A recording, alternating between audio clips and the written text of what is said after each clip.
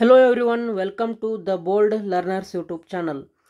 ಈಗ ಈ ಒಂದು ವಿಡಿಯೋದಲ್ಲಿ ಕೆಸೆಟ್ ಪರೀಕ್ಷೆಯ ಹಾಲ್ ಟಿಕೆಟನ್ನು ಹೇಗೆ ಡೌನ್ಲೋಡ್ ಮಾಡಿಕೊಳ್ಳೋದು, ಹಾಗೆ ನೀವು ಪರೀಕ್ಷೆಯ ದಿನದಂದು ಯಾವೆಲ್ಲ ನಿಯಮಗಳನ್ನ ಪಾಲಿಸಬೇಕು, ಯಾವ ಗುರುತಿನ ಚೀಟಿಯನ್ನು ತೆಗೆದುಕೊಂಡು ಹೋಗಬೇಕು, ಹಾಗೆ ಯಾವ ವಸ್ತುಗಳನ್ನ ತೆಗೆದುಕೊಂಡು ಹೋಗಬೇಕು ಮತ್ತು ಯಾವ್ಯಾವ ವಸ್ತುಗಳನ್ನ ತೆಗೆದುಕೊಂಡು ಹೋಗಬಾರ್ದು, ಮತ್ತು ನಿಮ್ಮ ಡ್ರೆಸ್ ಕೋಡ್ ಹೇಗಿರಬೇಕು ಅನ್ನುವಂತಹ ಸೂಚನೆಗಳನ್ನು, ನಿಯಮಗಳನ್ನ ಈ ಒಂದು ವಿಡಿಯೋದಲ್ಲಿ ನೋಡೋಣ.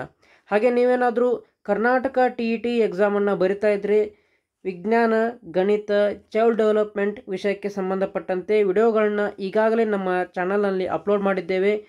ಆ ಪ್ಲೇಲಿಸ್ಟ್ ಲಿಂಕನ್ನು ಸಹ ನಾನು ಇದೇ ವಿಡಿಯೋದ ಡಿಸ್ಕ್ರಿಪ್ಷನಲ್ಲಿ ಕೊಟ್ಟಿರ್ತೇನೆ, ನೀವು ಅವುಗಳನ್ನ ಸಹ ನೋಡ್ಕೋಬೋದು. ಓಕೆ, ಈಗ ಈ ಕೆಸೆಟ್ ಪರೀಕ್ಷೆಯ ಹಾಲ್ ಟಿಕೆಟನ್ನು ಹೇಗೆ ಡೌನ್ಲೋಡ್ ಮಾಡ್ಕೊಳ್ಳೋದು ಅಂತ ನೋಡೋದಾದರೆ, ಮೊದಲೇದಾಗಿ ನೀವು ನಿಮ್ಮ ಮೊಬೈಲ್ನಲ್ಲಿರುವಂತಹ ಕ್ರೋಮ್ ಬ್ರೌಸರ್ ಆಗಿರ್ಬೋದು ಅಥವಾ ಇನ್ಯಾವುದೇ ಒಂದು ಬ್ರೌಸರನ್ನು ಓಪನ್ ಮಾಡ್ಕೊಳ್ಳಿ. ಇಲ್ಲಿರುವಂತಹ ಸರ್ಚ್ ಬಾರ್ನಲ್ಲಿ KEA ಅನ್ನುವಂಥದ್ದನ್ನು ಟೈಪ್ ಮಾಡಿ ಸರ್ಚ್ ಕೊಡಿ.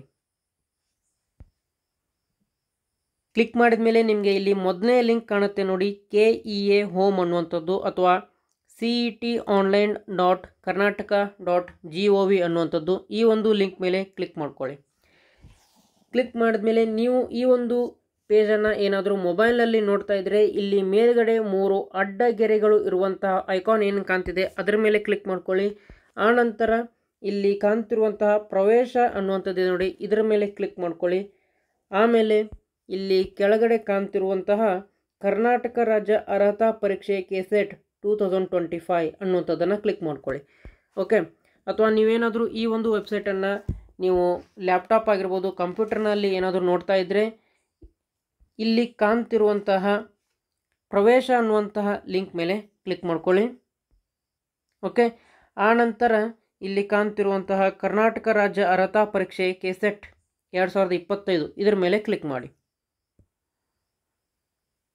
ಓಕೆ, ಆಮೇಲೆ ಈ ರೀತಿ ಸ್ವಲ್ಪ ಕೆಳಗಡೆ ಸ್ಕ್ರೋಲ್ ಮಾಡಿದರೆ ನಿಮಗೆ ಇಲ್ಲಿ ಏನು ಕಾಣಿಸುತ್ತಪ್ಪ ಅಂತಂದರೆ KSET 2025 ಪರೀಕ್ಷಾ ಹಾಲ್ ಟಿಕೆಟ್ ಡೌನ್ಲೋಡ್ ಲಿಂಕ್ ಅಂತ ಕಾಣ್ತಿದೆ. ಓಕೆ, ಈ ಒಂದು ಲಿಂಕ್ ಮೇಲೆ ಕ್ಲಿಕ್ ಮಾಡಿ. ಆಮೇಲೆ ನಿಮಗೆ ಈ ರೀತಿಯಾದಂಥ ಒಂದು ಪೇಜ್ ಓಪನ್ ಆಗುತ್ತೆ. ಓಕೆ, ಇಲ್ಲಿ ಏನು ಎಕ್ಸಾಮಿನೇಷನ್ ಅಂತದೆ, ಇಲ್ಲಿ ಸೆಲೆಕ್ಟ್ ಅಂತ ಇದೆ, ಅದರ ಮೇಲೆ ಕ್ಲಿಕ್ ಮಾಡಿ. KSET 2025 ಅಂತ ಬರ್ತದೆ. ಓಕೆ, ಆಮೇಲೆ ಇಲ್ಲಿ ನಿಮ್ಮ ಅಪ್ಲಿಕೇಶನ್ ನಂಬರನ್ನು ಎಂಟರ್ ಮಾಡಿ. ಓಕೆ, ಇಲ್ಲಿ ಅಭ್ಯರ್ಥಿಯ ಹೆಸರನ್ನು ಟೈಪ್ ಮಾಡಬೇಕು. ಓಕೆ, ಜಸ್ಟ್ ನೀವು ನಿಮ್ಮ ಹೆಸರಿನ ಮೊದಲ 4 ಅಕ್ಷರಗಳನ್ನು ಎಂಟರ್ ಮಾಡಿದರೆ ಸಾಕು. ಓಕೆ, ಫಾರ್ ಎಕ್ಸಾಂಪಲ್ ವಿಜಯ್ ಅಂತ ಯಾರ್ದಾದ್ರೂ ಹೆಸರಿದ್ದರೆ ನೀವು ಜಸ್ಟ್ VIJA ಅಂತೇಳಿ ಇಲ್ಲಿ ಟೈಪ್ ಮಾಡಿದರೆ ಆಯಿತು. ಓಕೆ, ಆಮೇಲೆ ಇಲ್ಲಿರುವಂತಹ ಈ ಕ್ಯಾಪ್ಚಾವನ್ನು ಇಲ್ಲಿ ಎಂಟರ್ ಮಾಡಿ, ಇಲ್ಲಿ ಕಾಣ್ತಿರುವಂತಹ ಸಬ್ಮಿಟ್ ಬಟನ್ ಮೇಲೆ ಕ್ಲಿಕ್ ಮಾಡ್ಕೊಳ್ಳಿ. ಆನಂತರ ನಿಮಗೆ ಈ ರೀತಿಯಾದಂಥ ಒಂದು ಪೇಜ್ ಓಪನ್ ಆಗುತ್ತೆ. ನೀವು ಇಲ್ಲಿ ನೋಡ್ಬೋದು, ಕ್ಯಾಂಡಿಡೇಟ್ ನೇಮ್ ಇದೆ, ಅಪ್ಲಿಕೇಶನ್ ನಂಬರ್ ಇದೆ, ರೋಲ್ ನಂಬರ್ ಇದೆ, ಡೇಟ್ ಆಫ್ ಬರ್ತ್ ಇದೆ, ಹಾಗೆ ಅಭ್ಯರ್ಥಿಯ ಭಾವಚಿತ್ರ ಸಹ ಇದೆ. ಇಲ್ಲಿ ನೀವು ತೆಗೆದುಕೊಂಡಿರುವಂತಹ ಸಬ್ಜೆಕ್ಟ್ ಹೆಸರಿದೆ, ಹಾಗೆ ಎಕ್ಸಾಮ್ ಡೇಟ್ ಮತ್ತು ಟೈಮ್ ಇದೆ. ಈ ಒಂದು ಪರೀಕ್ಷೆ ನವೆಂಬರ್ 2ನೇ ತಾರೀಕು ರವಿವಾರದಂದು ನಡೀತದೆ. ಓಕೆ, ಬೆಳಗ್ಗೆ 10 ಗಂಟೆಯಿಂದ 1 ಗಂಟೆಯವರೆಗೂ ಈ ಒಂದು ಪರೀಕ್ಷೆ ಇರ್ತದೆ. ಇಲ್ಲಿ ನೀವು ತೆಗೆದುಕೊಂಡಿರುವಂತಹ ಎಕ್ಸಾಮ್ ಸೆಂಟರ್ ಅಡ್ರೆಸ್ ಸಹ ಇದೆ, ಹಾಗೆ ಆ ಒಂದು ಎಕ್ಸಾಮ್ ಸೆಂಟರ್ನ ಕೋಡ್ ಸಹ ಇದೆ. ಓಕೆ, ಇಲ್ಲಿ ಏನು ಹೇಳಿದಾರಪ್ಪ ಅಂತಂದರೆ ಎಕ್ಸಾಮ್ ಸೆಂಟರ್ಗೆ 1 ಗಂಟೆ ಮುಂಚೆನೇ ಏನು ಹಾಜರಾಗಿ ಅಂತ ಹೇಳಿದ್ದಾರೆ. ಹಾಗೆ ಬರುವಾಗ ಈ ಒಂದು ಡೌನ್ಲೋಡ್ ಅಂದರೆ ಅಡ್ಮಿಟ್ ಕಾರ್ಡನ್ನು ತೆಗೆದುಕೊಂಬರುವುದು ಕಡ್ಡಾಯ. ಆಮೇಲೆ ಇದರ ಜೊತೆ ಒಂದು ನಿಮ್ಮ ಒರಿಜಿನಲ್ ID ಪ್ರೂಫನ್ನು ತೆಗೆದುಕೊಂಡು ಬರಬೇಕು. ಓಕೆ, ಯಾವ್ಯಾವ ID ಪ್ರೂಫನ್ನು ನೀವು ಒಯ್ಬೋದು ಅಂತ ಮುಂದೆ ಹೇಳ್ತೀನಿ. ಆಮೇಲೆ ಇಲ್ಲಿ ನೋಡಬಹುದು, please download and produce the QR code printed on the admission ticket. Candidates having admission ticket without QR code will not be allowed inside the exam centre ಅಂತ ಹೇಳ್ತಿದ್ದಾರೆ. ಅಂದರೆ ನೀವು ಏನು ಈ ಒಂದು ಅಡ್ಮಿಟ್ ಕಾರ್ಡನ್ನು ಡೌನ್ಲೋಡ್ ಮಾಡ್ತೀರಾ, ಅದರ ಮೇಲೆ ಒಂದು QR ಕೋಡ್ ಇರುತ್ತೆ. ಆ QR ಕೋಡ್ ಕಂಪಲ್ಸರಿಯಾಗಿ ನಿಮ್ಮ ಹಾಲ್ ಟಿಕೆಟಲ್ಲಿ ಇರಬೇಕು. ಓಕೆ, QR ಕೋಡ್ ಇಲ್ಲದೆ ಇದ್ದರೆ ನಿಮ್ಮನ್ನು ಎಕ್ಸಾಮ್ ಸೆಂಟರ್ಗೆ ಅಲೋ ಮಾಡೋದಿಲ್ಲ ಅಂತ ಹೇಳ್ತಿದ್ದಾರೆ. ಆ QR ಕೋಡ್ ಹೇಗಿರುತ್ತೆ, ಎಲ್ಲಿರುತ್ತೆ ಅನ್ನೋದನ್ನು ಈ ಮುಂದೆ ಹೇಳ್ತಾ ಹೋಗ್ತೀನಿ. ಆಮೇಲೆ ಇಲ್ಲಿ ಕೆಳಗಡೆ ಕಾಣ್ತಿರುವಂತಹ ಇಲ್ಲಿ ಡೌನ್ಲೋಡ್ ಅಡ್ಮಿಟ್ ಕಾರ್ಡ್ ಅಂತ ಇದೆ, ಇದರ ಮೇಲೆ ಕ್ಲಿಕ್ ಮಾಡ್ಕೊಳ್ಳಿ. ಆಮೇಲೆ ನಿಮಗೆ ಈ ರೀತಿಯಾದಂಥ ಒಂದು ಅಡ್ಮಿಷನ್ ಟಿಕೆಟ್ ಡೌನ್ಲೋಡ್ ಆಗುತ್ತೆ. ಇಲ್ಲಿಯೂ ಸಹ ನಿಮ್ಮ ರಿಜಿಸ್ಟರ್ ನಂಬರು, ಅಭ್ಯರ್ಥಿ ಹೆಸರು, ಕೇಂದ್ರದ ಕೋಡು ಇದೆಲ್ಲ ಇರ್ತದೆ. ಓಕೆ, ಇದು ವಿಳಾಸ ಸಹ ಇರ್ತದೆ. ಇಲ್ಲಿ ನಿಮ್ಮ ಅರ್ಜಿ ಸಂಖ್ಯೆ ಸಹ ಇರ್ತದೆ. ಹಾಗೆ ಕೆಳಗಡೆ ಸ್ಕ್ರೋಲ್ ಡೌನ್ ಮಾಡಿದರೆ ಇಲ್ಲಿ ನಿಮಗೆ ಈ ಆವಾಗಲೇ ಹಿಂದೆ ಹೇಳಿದ ಹಾಗೆ QR ಕೋಡನ್ನು ಇಲ್ಲಿ ನೀಡಿದ್ದಾರೆ. ಓಕೆ, ಈ ಒಂದು QR ಕೋಡ್ ಸರಿಯಾಗಿ ಪ್ರಿಂಟ್ ಆಗಿರಬೇಕು. ಓಕೆ, ಒಂದು ವೇಳೆ ಈ QR ಕೋಡ್ ನಿಮ್ಮ ಹಾಲ್ ಟಿಕೆಟ್ನಲ್ಲಿ ಇಲ್ಲ ಅಂತಂದರೆ ಎಕ್ಸಾಮ್ ಸೆಂಟರ್ಗೆ ಅಲೋವ್ ಮಾಡೋದಿಲ್ಲ ಅಂತ ಹೇಳಿದ್ದಾರೆ. ಓಕೆ, ಹಾಗೆ ಸ್ವಲ್ಪ ಕೆಳಗಡೆ ಸ್ಕ್ರೋಲ್ ಮಾಡಿದರೆ ಇಲ್ಲಿ ಇನ್ಸ್ಟ್ರಕ್ಷನ್ಸನ್ನು ಕೊಟ್ಟಿದ್ದಾರೆ. ಓಕೆ, ಸೂಚನೆಗಳನ್ನ ಕೊಟ್ಟಿದ್ದಾರೆ. ಏನೇನೆಲ್ಲ ಸೂಚನೆಗಳನ್ನ ಕೊಟ್ಟಿದ್ದಾರೆ ಅಂತ ನೋಡೋದಾದರೆ ಈ ಒಂದು ಪರೀಕ್ಷಾ ಸೆಂಟರ್ಗೆ ಓಕೆ ಬೆಳಗ್ಗೆ 8:30ಕ್ಕೆ ಅಂದರೆ ನೀವು ಹಾಜರಾಗಿ ಅಂತ ಹೇಳಿದ್ದಾರೆ. ಅಂದರೆ ಮಿನಿಮಮ್ 1 ಗಂಟೆ ಮುಂಚೆ ನೀವು ಈ ಒಂದು ಪರೀಕ್ಷಾ ಸೆಂಟರ್ಗೆ ಹಾಜರಾಗಿ, ಆಮೇಲೆ ಹಾಜರಾದ ಮೇಲೆ ಅವರು ನಿಮ್ಮ ಫೋಟೋಗಳನ್ನು ತೆಗೆದುಕೊಳ್ತಾರೆ. ಓಕೆ, ನಿಮ್ಮ ರಿಜಿಸ್ಟ್ರೇಷನ್ ಸಹ ಮಾಡ್ಕೊಳ್ತಾರೆ. ಸೊ ಹಾಗಾಗಿ ಆದಷ್ಟು ಬೇಗ ಈ ಒಂದು ಎಕ್ಸಾಮ್ ಸೆಂಟರ್ಗೆ ಹೋಗಿ ಅಂತ ಹೇಳ್ತೇನೆ. ಆಮೇಲೆ 10 ಗಂಟೆ ನಂತರ ಓಕೆ ಪರೀಕ್ಷಾ ಕೊಠಡಿಯನ್ನು ಪ್ರವೇಶಿಸಲು ಅಭ್ಯರ್ಥಿಗಳಿಗೆ ಅನುಮತಿಯನ್ನು ನೀಡೋದಿಲ್ಲ. ಓಕೆ, ಆಮೇಲೆ ಈ ಒಂದು ಎಕ್ಸಾಮ್ ಸೆಂಟರ್ನೊಳಗೆ ಆಧುನಿಕ ಎಲೆಕ್ಟ್ರಾನಿಕ್ ಉಪಕರಣಗಳು, ಮೊಬೈಲು, ಓಕೆ, ಬ್ಲೂಟೂತು, ಕ್ಯಾಲ್ಕುಲೇಟರ್, ಆಮೇಲೆ ವೈಟ್ನರ್, ವೈರ್ಲೆಸ್ ಸೆಟ್ಸು, ಪೇಪರ್, ಚೀಟಿ, ಟಿಪ್ಪಣಿಗಳು, ಪುಸ್ತಕಗಳನ್ನು ಯಾವುದೇ ರೀತಿಯಾದಂಥ ಇವುಗಳನ್ನೆಲ್ಲ ಒಳಗಡೆ ಅಲೋ ಮಾಡೋದಿಲ್ಲ. ಹಾಗಾದರೆ ಏನೇನೆಲ್ಲ ಒಳಗಡೆ ತೊಗೊಂಡು ಹೋಗಬೇಕು ಅಂತ ಜಸ್ಟ್ ನೋಡೋದಾದರೆ ಏನು ತೊಗೊಂಡು ಹೋಗ್ಬೋದು ಅಂತಂದರೆ ನಿಮ್ಮ ಪ್ರವೇಶ ಪತ್ರವನ್ನು ತೆಗೆದುಕೊಂಡು ಹೋಗ್ಬೋದು. ಆಮೇಲೆ ಮಾನ್ಯತೆ ಇರುವ ಯಾವುದಾದರೂ ಒಂದು ಗುರುತಿನ ಚೀಟಿಯನ್ನು ತೆಗೆದುಕೊಂಡು ಹೋಗ್ಬೋದು. ಓಕೆ, ಯಾವುದ್ಯಾವುದು ಮಾನ್ಯತೆ ಇರುವ ಗುರುತಿನ ಚೀಟಿ ಅಂತಂದರೆ ಈ ಡ್ರೈವಿಂಗ್ ಲೈಸೆನ್ಸ್ ಆಗಿರ್ಬೋದು, ಪಾಸ್ಪೋರ್ಟ್ ಆಗಿರ್ಬೋದು, ಆಧಾರ್ ಕಾರ್ಡ್ ಆಗಿರ್ಬೋದು, ಪ್ಯಾನ್ ಕಾರ್ಡ್ ಆಗಿರ್ಬೋದು, ಮತದಾರ ಗುರುತಿನ ಚೀಟಿ ಆಗಿರ್ಬೋದು. ಓಕೆ, ಇವುಗಳನ್ನ ನೀವು ತೆಗೆದುಕೊಂಡು ಹೋಗ್ಬೋದು. ಆಮೇಲೆ ಯಾವುದೇ ರೀತಿಯಾದಂಥ ಕೈ ಗಡಿಯಾರವನ್ನು ತೆಗೆದುಕೊಂಡು ಹೋಗೋ ಹಾಗಿಲ್ಲ. ಅದು ಡಿಜಿಟಲ್ ಗಡಿಯಾರ ಆಗಿರ್ಬೋದು, ಅನಲಾಗ್ ಗಡಿಯಾರ ಆಗಿರ್ಬೋದು, ಯಾವುದೇ ರೀತಿಯಾದಂತಹ ಕೈ ಗಡಿಯಾರವನ್ನು ತೆಗೆದುಕೊಂಡು ಹೋಗುವಂತಿಲ್ಲ. ಓಕೆ, ಆಮೇಲೆ ವಿವಿಧ ಸಮಯಗಳಲ್ಲಿ ಬಾರಿಸುವ ಎಚ್ಚರಿಕೆಯ ಗಂಟೆಗಳ ವಿವರಗಳಿಗಾಗಿ ಅಭ್ಯರ್ಥಿಗಳು ಪ್ರಾಧಿಕಾರದ ವೆಬ್ಸೈಟ್ನಲ್ಲಿ ನೋಡ್ಬೋದು ಅಂತ ಹೇಳಿದ್ದಾರೆ. ಅದನ್ನು ಸಹ ನಿಮಗೆ ನಾನು ತೋರಿಸ್ತೀನಿ. ಓಕೆ, ಆಮೇಲೆ ಮೇನ್ ಇಂಪಾರ್ಟೆಂಟ್ ಯಾವ ರೀತಿಯಾದಂತಹ ಬಟ್ಟೆಗಳನ್ನ ನೀವು ಧರಿಸ್ಕೊಂಡು ಹೋಗ್ಬೋದು, ಅಂದರೆ ನಿಮ್ಮ ಡ್ರೆಸ್ ಕೋಡ್ ಹೇಗಿರ್ಬೋದು ಅಂತ ಸಹ ನಾನು ಮುಂದೆ ಹೇಳ್ತೀನಿ. ಆಮೇಲೆ ಅಭ್ಯರ್ಥಿಗಳು ಏನು ಮಾಡ್ಬೋದು, ನೀಲಿ ಅಥವಾ ಕಪ್ಪು ಶಾಯಿಯ ಓಕೆ ನೀಲಿ ಅಥವಾ ಬ್ಲ್ಯಾಕ್ ಕಲರ್ ಬಾಲ್ ಪಾಯಿಂಟ್ ಪೆನ್ಗಳನ್ನ ಮಾತ್ರ ಉಪಯೋಗಿಸಬೇಕು ಅಂತ ಹೇಳಿದ್ದಾರೆ. ಓಕೆ, ಆಮೇಲೆ OMR ಹಾಳೆಯಲ್ಲಿ ದಪ್ಪ ಅಕ್ಷರಗಳಲ್ಲಿ ನಿಮ್ಮ ಹೆಸರುಗಳನ್ನ ಬರೀಬೇಕು ಅಂತ ಹೇಳಿದ್ದಾರೆ. ಓಕೆ, ಹಾಗೆ ನಿಮ್ಮ ನೋಂದಣಿ ಸಂಖ್ಯೆಯನ್ನು OMR ಉತ್ತರ ಪತ್ರಿಕೆಯಲ್ಲಿ ತಪ್ಪಿಲ್ಲದೆ ಬರೆದು ಅವುಗಳಿಗೆ ಸಂಬಂಧಪಟ್ಟಂಥ ವೃತ್ತಗಳನ್ನು ಸಹ ನೀವು ಸಂಪೂರ್ಣವಾಗಿ ತುಂಬಬೇಕು ಅಂತ ಹೇಳಿದ್ದಾರೆ. ಓಕೆ, ಹಾಗೂ ನಿಮ್ಮ OMR ಉತ್ತರ ಪತ್ರಿಕೆಯಲ್ಲಿ ನಿಮ್ಮ ಪ್ರಶ್ನೆ ಪತ್ರಿಕೆಯ ಸರಿಯಾದ ವರ್ಷನ್ ಕೋಡನ್ನು ಬರೆದು ಅದಕ್ಕೆ ಸಂಬಂಧಪಟ್ಟಂಥ ವೃತ್ತಗಳನ್ನ ಸರಿಯಾಗಿ ತುಂಬಿ ಅಂತ ಹೇಳಿದ್ದಾರೆ. ಓಕೆ, ಇದಿಷ್ಟು ಈ ಒಂದು ನಿಮ್ಮ ಹಾಲ್ ಟಿಕೆಟ್ನಲ್ಲಿ ಇರುವಂಥದ್ದು. ಈಗ ನೀವು ಪರೀಕ್ಷೆಗೆ ಹೋಗುವಾಗ ಯಾವ ರೀತಿಯಾದಂಥ ಡ್ರೆಸ್ ಕೋಡನ್ನು ನೀವು ಹಾಕ್ಕೊಂಡು ಹೋಗ್ಬೋದು ಅಥವಾ ಯಾವ ರೀತಿಯಾದಂತಹ ಬಟ್ಟೆಗಳನ್ನು ಹಾಕ್ಕೊಂಡು ಹೋಗ್ಬೋದು ಅಂತ ನೋಡೋದಾದರೆ, ಮೊದಲನೇದಾಗಿ ಇಲ್ಲಿ ಪುರುಷ ಅಭ್ಯರ್ಥಿಗಳಿಗೆ ಅಂತ ಕೊಟ್ಟಿದ್ದಾರೆ. ಪೂರ್ಣ ತೋಳಿನ ಶರ್ಟ್ಗಳನ್ನು ಅನುಮತಿಸಲಾಗುವುದಿಲ್ಲ. ಓಕೆ, ಪೂರ್ತಿ ಉದ್ದ ತೋಳು ಇರುವಂತಹ ಶರ್ಟ್ಗಳನ್ನ ಹಾಕ್ಕೊಂಡು ಹೋಗಬೇಡಿ. ಬದಲಾಗಿ ಅರ್ಧ ತೋಳು ಇರುವಂತಹ ಶರ್ಟ್ಗಳನ್ನು ಟಿ ಶರ್ಟ್ಗಳನ್ನ ನೀವು ಹಾಕ್ಕೊಂಡು ಹೋಗ್ಬೋದು. ಆಮೇಲೆ ಕಾಲರ್ ರಹಿತ ಇರಬೇಕು. ಓಕೆ, ಕಾಲರ್ ಇರುವಂತಹ ಟಿ ಶರ್ಟನ್ನು ಹಾಕ್ಕೊಂಡು ಹೋಗಬೇಡಿ. ಆಮೇಲೆ ಪ್ಯಾಂಟಿನ ಬಗ್ಗೆ ನೋಡೋದಾದರೆ ಜೇಬುಗಳು ಇಲ್ಲದಿರುವ ಅಥವಾ ಕಮ್ಮಿ ಜೇಬುಗಳು ಇರುವ ಪ್ಯಾಂಟ್ಗಳನ್ನು ನೀವು ಹಾಕ್ಕೊಂಡು ಹೋಗ್ಬೋದು.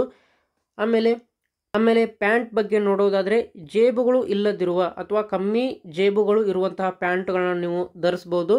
ಹಾಗೆ ಕುರ್ತಾ ಪೈಜಾಮನ್ನು, ಜೀನ್ಸ್ ಪ್ಯಾಂಟ್ಗಳನ್ನು ನೀವು ಹಾಕಿಕೊಂಡು ಹೋಗುವಂತಿಲ್ಲ. ಓಕೆ, ಆಮೇಲೆ ನಿಮ್ಮ ಬಟ್ಟೆಗಳಲ್ಲಿ ಜಿಪ್ಗಳು ಸಹ ಇರಬಾರ್ದು, ಪ್ಯಾಕೆಟ್ಗಳು ಇರಬಾರ್ದು. ಓಕೆ, ದೊಡ್ಡ ದೊಡ್ಡ ಬಟನ್ಗಳನ್ನು ಇರಬಾರ್ದು. ಆಮೇಲೆ ವಿಸ್ತಾರವಾದ ಕಸೂತಿ ಇರುವ ಬಟ್ಟೆಗಳನ್ನು ಸಹ ಇರಬಾರ್ದು ಅಂತ ಹೇಳಿದ್ದಾರೆ. ಹಾಗೆ ಶೂಗಳ ವಿಷಯಕ್ಕೆ ಬರುವುದಾದರೆ ಶೂಗಳನ್ನು ಕಟ್ಟುನಿಟ್ಟಾಗಿ ನಿಷೇಧಿಸಲಾಗಿದೆ. ಯಾವುದೇ ರೀತಿಯಾದಂಥ ಶೂಗಳನ್ನ ನೀವು ಹಾಕಿಕೊಂಡು ಹೋಗುವಂತಿಲ್ಲ. ಬದಲಾಗಿ ಸ್ಯಾಂಡಲ್ ಅಥವಾ ತೆಳುವಾದ ಅಡಿಭಾಗ ಇರುವಂತಹ ಚಪ್ಪಲಿಗಳನ್ನ ನೀವು ಧರಿಸ್ಬೋದು ಅಂತ ಹೇಳಿದ್ದಾರೆ. ಓಕೆ, ಆಮೇಲೆ ಈ ಒಂದು ಕುತ್ತಿಗೆಯ ಸುತ್ತ ಯಾವುದೇ ಲೋಹದ ಆಭರಣಗಳನ್ನು ಧರಿಸುವುದು ಅಥವಾ ಕಿವಿಯೋಲೆಗಳು ಆಗಿರ್ಬೋದು, ಉಂಗುರಗಳಾಗಿರ್ಬೋದು, ಕೈಯಲ್ಲಿ ಹಾಕಿಕೊಳ್ಳುವಂತಹ ಕಡಗಗಳಾಗಿರ್ಬೋದು ಇವುಗಳನ್ನ ಎಲ್ಲ ನಿಷೇಧ ಮಾಡಿದ್ದಾರೆ. ಓಕೆ, ಇದಿಷ್ಟು ಪುರುಷ ಅಭ್ಯರ್ಥಿಗಳ ಸಂಬಂಧಪಟ್ಟಂತಹ ವಸ್ತ್ರದ ಬಗ್ಗೆ ಆಯಿತು.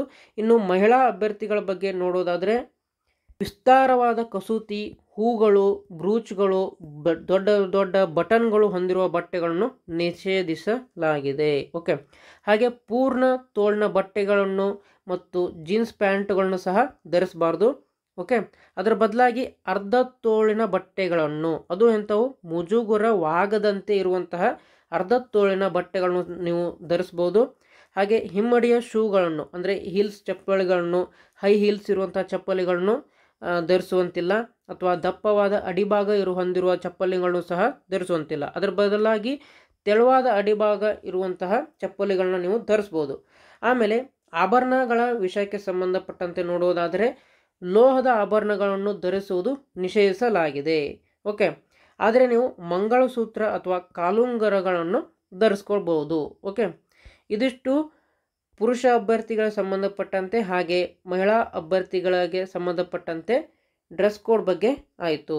ಓಕೆ, ಆಮೇಲೆ ಹಾಗೆ ಕೆಳಗಡೆ ಸ್ಕ್ರೋಲ್ ಡೌನ್ ಮಾಡಿದರೆ ಇಲ್ಲಿ ನಿಷೇಧಿತ ವಸ್ತುಗಳ ಪಟ್ಟಿಗಳನ್ನು ಸಹ ಕೊಟ್ಟಿದ್ದಾರೆ. ಓಕೆ, ಏನೇನಪ್ಪ ಅಂತಂದರೆ ಎಲೆಕ್ಟ್ರಾನಿಕ್ ವಸ್ತುಗಳನ್ನ ಒಯ್ಯುವಂತಿಲ್ಲ, ಮೊಬೈಲ್ ಫೋನ್ಗಳನ್ನ ಒಯ್ಯುವಂತಿಲ್ಲ, ಪೆನ್ಡ್ರೈವ್ಗಳು, ಇಯರ್ಫೋನ್ಗಳು, ಮೈಕ್ರೋಫೋನ್ಗಳು, ಬ್ಲೂಟೂತ್, ಕೈ ಗಡಿಯಾರಗಳನ್ನ ಒಯ್ಯುವಂತಿಲ್ಲ. ಹಾಗೆ ತಿನ್ನಬಹುದಾದ ಪದಾರ್ಥಗಳನ್ನು ಸಹ ಒಯ್ಯುವಂತಿಲ್ಲ. ಓಕೆ, ತಿನ್ನುವುದನ್ನು ಸಹ ಎಕ್ಸಾಮ್ ಹಾಲ್ನಲ್ಲಿ ನಿಷೇಧ ಮಾಡಿದ್ದಾರೆ. ಹಾಗೆ ಯಾವುದೇ ರೀತಿಯಾದಂಥ ಬಣ್ಣದ ಹಾಗೂ ಲೋಹದ ಕುಡಿಯುವ ನೀರಿನ ಬಾಟ್ಲಿಗೂ ಸಹ ಅನುಮತಿಯನ್ನು ನೀಡುವುದಿಲ್ಲ. ಓಕೆ, ಕುಡಿಯುವ ನೀರಿನ ವ್ಯವಸ್ಥೆಯನ್ನು ಅಲ್ಲೇ ಎಕ್ಸಾಮ್ ಸೆಂಟರ್ನಲ್ಲಿ ಅವರು ಮಾಡಿರ್ತಾರೆ. ಆಮೇಲೆ pencil, paper, eraser, geometry box, log ಟೇಬಲ್ಗಳನ್ನು ಸಹ ತರುವಂತಿಲ್ಲ. ಆಮೇಲೆ ತಲೆಗೆ ಯಾವುದೇ ರೀತಿಯಾದಂತಹ ಟೋಪಿಯನ್ನು ಧರಿಸುವಂತಿಲ್ಲ. ಹಾಗೆ ಮುಖ ಪೂರ್ತಿಯಾಗಿ ಮುಚ್ಚುವಂತಹ ಮಾಸ್ಕನ್ನು ಸಹ ಯಾವುದೇ ರೀತಿಯಾದಂಥ ಮಾಸ್ಕನ್ನು ಸಹ ಧರಿಸುವಂತಿಲ್ಲ.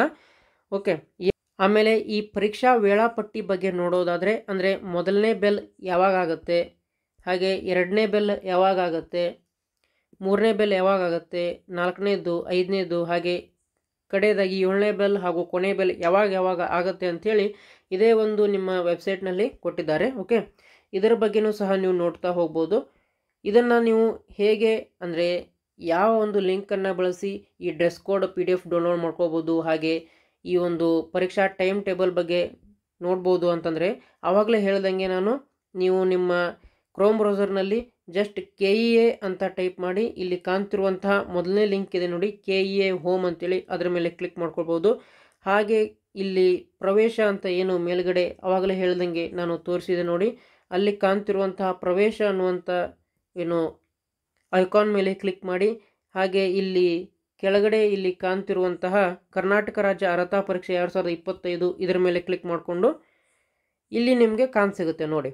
ಓಕೆ, ಪರೀಕ್ಷೆಗೆ ಯಾವ ರೀತಿ ಡ್ರೆಸ್ ಕೋಡ್ ಇರಬೇಕು ಅನ್ನುವಂತಹ PDF ನೀವು ಇಲ್ಲಿ ಡೌನ್ಲೋಡ್ ಮಾಡ್ಕೊಳ್ಬೋದು. ಹಾಗೆ ಪರೀಕ್ಷೆಯ ಬೆಲ್ಗಳು ಯಾವ್ಯಾವ ಸಮಯಕ್ಕೆ ಆಗುತ್ತೆ ಅದರ ಬಗ್ಗೆಯೂ ಸಹ ಇಲ್ಲಿ ಒಂದು PDF ಲಿಂಕ್ ಇಲ್ಲಿ ಕೊಟ್ಟಿದ್ದಾರೆ. ಆನಂತರ ನೀವು ಇಲ್ಲಿ ನೋಡ್ಬೋದು ಪರೀಕ್ಷೆಯ ಬೆಲ್ ಸಮಯಗಳನ್ನ ತಿಳಿಯಲು ಈ ಒಂದು ಲಿಂಕ್ ಮೇಲೆ ಕ್ಲಿಕ್ ಮಾಡಿ PDF ಡೌನ್ಲೋಡ್ ಮಾಡ್ಕೊಳ್ಬೋದು. ಹಾಗೆ ಡ್ರೆಸ್ ಕೋಡ್ ಬಗ್ಗೆ ತಿಳಿಯಲು ಈ ಒಂದು ಲಿಂಕ್ ಮೇಲೆ ಕ್ಲಿಕ್ ಮಾಡಿ PDF ಇಲ್ಲಿ ಸಹ ನೋಡ್ಕೋಬೋದು. ಆವಾಗಲೇ ಹೇಳ್ದಂಗೆ ಹಾಲ್ ಟಿಕೆಟನ್ನು ಈ ಲಿಂಕನ್ನು ಕ್ಲಿಕ್ ಮಾಡಿ ನೀವು ನೋಡ್ಕೊಳ್ಬೋದು. ಓಕೆ, ಹಾಗಾದರೆ ಇದಿಷ್ಟು ನಿಮ್ಮ KSET ಪರೀಕ್ಷೆಯ ಹಾಲ್ ಟಿಕೆಟನ್ನು ಹೇಗೆ ಡೌನ್ಲೋಡ್ ಮಾಡ್ಕೊಳ್ಳೋದು, ಹಾಗೆ ಯಾವ್ಯಾವ ನಿಯಮಗಳು ಇದ್ದಾವೆ, ಸೂಚನೆಗಳು ಇದ್ದಾವೆ ಅನ್ನೋದನ್ನು ತಿಳಿದುಕೊಳ್ಳುವುದರ ಬಗ್ಗೆ ಆಯಿತು. ಆಮೇಲೆ ನಾನು ಆವಾಗಲೇ ಹೇಳ್ದಂಗೆ ನಮ್ಮ ಚಾನಲ್ನಲ್ಲಿ ಕರ್ನಾಟಕ TETಗೆ ಸಂಬಂಧಪಟ್ಟಂತಹ ವಿಡಿಯೋಗಳನ್ನ ಸಹ ಅಪ್ಲೋಡ್ ಮಾಡಿದ್ದೇವೆ. ನೀವೇನಾದರೂ ಈ ಕರ್ನಾಟಕ TET ಪರೀಕ್ಷೆಯನ್ನು ಬರೀತಿದ್ರೆ ಆ ವಿಡಿಯೋಗಳನ್ನು ಸಹ ನೋಡ್ಬೋದು. ಹಾಗೆ ನಿಮ್ಮ ಸ್ನೇಹಿತರಿಗೂ ಸಹ ಆ ಒಂದು ವಿಡಿಯೋಗಳನ್ನ ಶೇರ್ ಮಾಡಿ ಅಂತ ಹೇಳ್ತಾ ಮತ್ತೆ ಮುಂದಿನ ವಿಡಿಯೋದಲ್ಲಿ ಸಿಗೋಣ. ಜೈ ಹಿಂದ್.